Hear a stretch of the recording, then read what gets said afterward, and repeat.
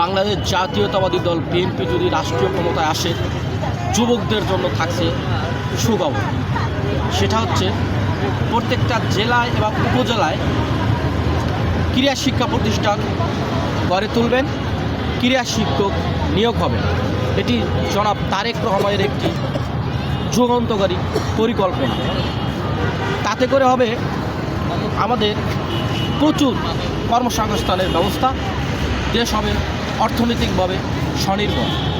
আপনাদেরকে একটা উদাহরণ হিসেবে বলতে চাচ্ছি, আমাদের ব্রাজিল এবং আর্জেন্টিনা বিশ্বের কাছে খুবই ফুটবলে জনপ্রিয় দুটি রাষ্ট্র। এখানে মেসি এবং নেইমার এই দুইটা দেশকে যেভাবে রিপ্রেজেন্ট করছে, এই দুজন প্লেয়ারের কারণে এই দুইটি দেশ সারা বিশ্বের কাছে পরিচিত। আমরা কিন্তু এই দুইটা রাষ্ট্রের অনেকেই প্রধানমন্ত্রী রাষ্ট্রপতির নাম জানি না, কিন্তু নেইমার মেসির নাম জানি।